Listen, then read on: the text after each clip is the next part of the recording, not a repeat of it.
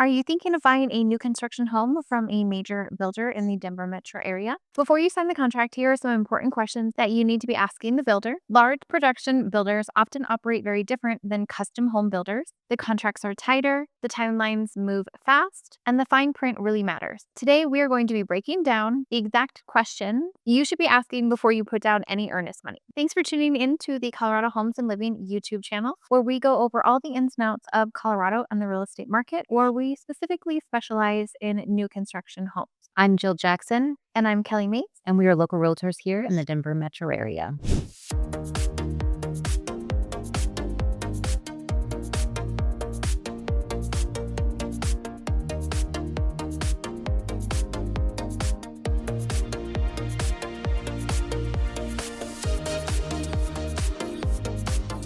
So let's dive right into the first question that you as a buyer should be asking a builder before you sign a contract. So the first question you should ask a builder is this a base price or is this the final price? A lot of times builders have a base price and then they start adding a bunch of upgrades to that property. So for example, the base price could be 650,000, but they added an AC unit or they upgrading the floors, upgrading the countertops, upgrading the cupboards, and that starts adding on top of that $650,000 base price that you were quoted. So just make sure that you ask if the price that they are telling you, if that is the final price or if that is a base price, and if there are any other upgrades that haven't been accounted for that are going to be tacked on to that price. Yeah, think of the base price as like the absolute bare minimum.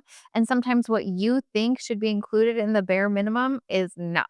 Also, just like those billboards that you see on the side of the road saying new home starting at 500,000. That is the bare minimum price that was established years prior to that community really going into construction. And so that's not likely the price that you're going to be walking out the door with. So, and just along with that, you want to know what exactly is included in the base price. For example, some builders have a kind of everything is included model where their base price encompasses everything that is offered in the specific home, where others have a base price that, again, is the bare minimum, but practically doesn't include anything that you need to live in the house that will be tacked on to the initial price. So, for example, a lot of people think that air conditioning is something that is automatic with a property, not in a new build. Builders typically see the AC as an upgrade, so that it's something extra that you'd have to pay on top of the standard price. Garage door openers are usually not included with the standard price. A refrigerator is typically not included with the standard price. So, these are definitely questions you want to just ask and find out what all is included so that way there are no surprises later.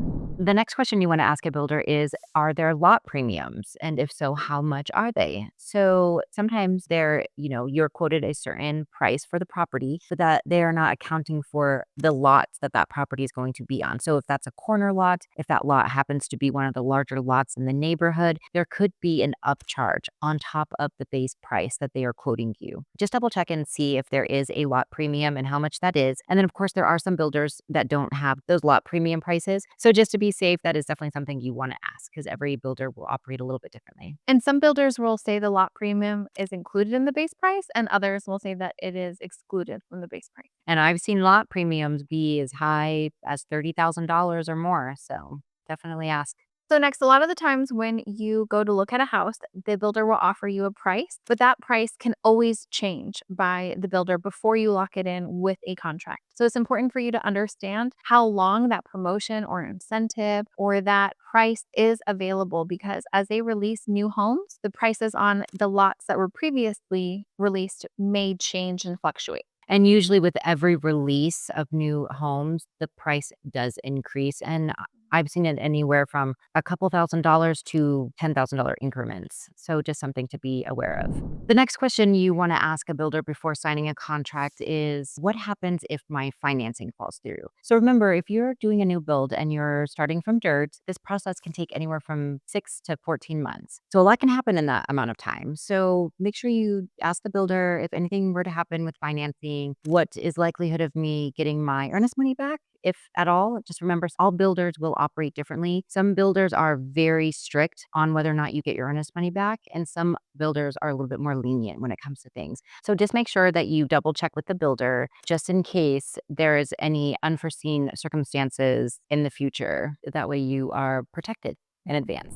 The next thing you want to know is if you need to use the preferred lender through the builder. Most builders do have their own in-house lending services. The good thing is, most of the time, if you do use their preferred lender, they do offer incentives that are really hard to beat if you use an outside lender. So, for example, some builders' lenders will offer $5,000 in closing costs. Maybe they'll take another $15,000 off the purchase price. They'll throw in a refrigerator, just things like that. They'll offer like a rate buy A rate down. buy down that could be upwards of $20,000. So definitely check with them, see what all they're offering, and then, of course, if it's required or not. And then obviously do your own due diligence and check with an outside lender as well, and just see what they have to offer, and then choose the one that makes the most sense for you. And definitely keep in mind, if a lender is going to contribute $5,000 to $10,000 towards your closing costs, that's pretty huge. Closing costs can range, depending on the price of the home and whether or not there's an HOA, etc. Closing costs can range anywhere from $5,000 to $10,000 or more. So if you are getting some sort of a credit from the lender, that's less money that you have to bring to the closing table. So the next question you would want to ask a builder before signing a contract is, what is the estimated completion date of the home? So when you go in there, they usually will have an estimated time frame of when the home is expected to be done, given that, weather permits and they're not running into any issues that are not accounted for. So just ask that question so that way you can plan accordingly with your situation, whether you have a house to sell or if you're in a lease. And to piggyback off that, you may want to ask them as well if there are any delays in the completion of the home, what is then to be expected? Is there any compensation that they're willing to give you? Any additional incentives? Are they going to help cover rent payments or, whatever that looks like? Or is there nothing that they are willing to do, and it is what it is? So definitely questions to ask, and that way you can plan accordingly. It is very common that as much as the builders want to stick to their closing dates, sometimes it can get tied up. Sometimes it's within the same week, but it's not uncommon for closing dates to get pushed. Per the builder's contract, they often have the luxury of changing the closing date without any kind of penalty. You, as a buyer, cannot delay closing without penalty, but the builder typically can change it and not have any consequences. And you just want to know all of that in advance so you can just plan accordingly and you're not homeless if it does get pushed out.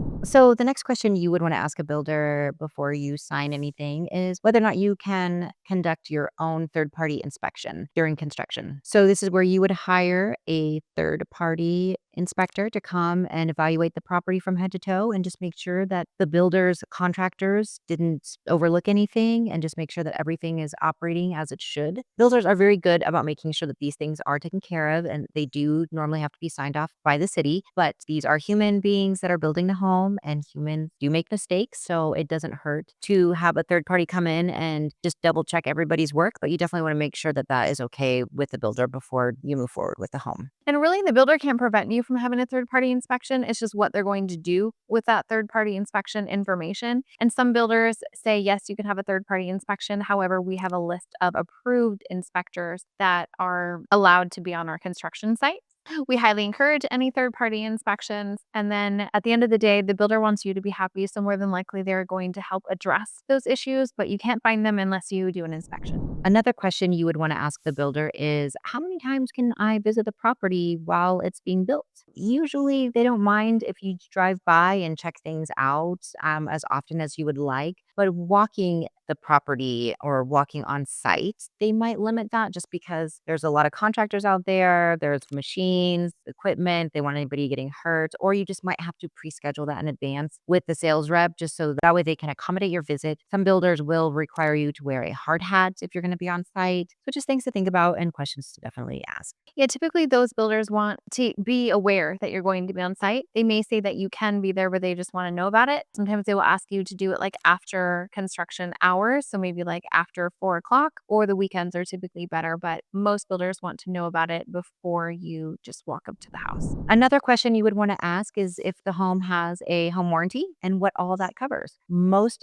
builders do offer a structural warranty as well as a 1-year all-inclusive warranty, and that's with the builder themselves. And then the appliances are usually under warranty through the manufacturer for 1 or 2 years. But those are definitely questions you would want to ask the builder because it's going to be different with every builder. Some structural warranties can be up to 7 years and others can be up to 10 years. And you also want to know who is providing those warranties. So, for example, some builders will contract out their structural warranties to a third party company so that if you ever making a claim, you're not actually dealing with the builder directly, it's their warranty company, where the all inclusive warranty is typically directly with the builder. But you want to make sure you know who is responsible for what and who to contact. And then just to piggyback off of the warranty, another question you would want to ask is how do you make a warranty claim? Have them kind of talk you through that process. How quickly are their warranty claims resolved? Would be another good question to ask. And then, of course, one of the most important questions, what is not covered under the warranty? That is definitely another question you would want to ask the builder. Not only do you want to know what is not included in the warranty, you need to know what will exclude things from the warranty. For example, if you make certain improvements or changes after you've been in the house, that may void the warranty on certain items. For example, like landscaping. So if you hire a landscaper and they do something to the grading and all of a sudden you end up with some structural issues, that could void the warranty. So definitely make sure you ask the builder and have them go over all of that.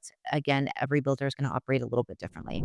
Building a home should be exciting, not stressful. The difference between a smooth experience and a nightmare usually comes down to the preparation and asking the right questions. If you found this information helpful, like and subscribe to our YouTube channel. Our phone number, website, and email is also linked below. There is a QR code in the upper right corner of our banner that will also take you directly to our website. Again, I'm Jill Jackson. And I'm Kelly Mee. And we are local realtors here in the Denver metro area. And whether you're looking to make the move in 10 days, 10 weeks, or 10 months, it is never too soon to reach out to us with any questions. If you're planning to build a home and you would like some guidance from start to finish, reach out. We'd love to help you navigate the process right away.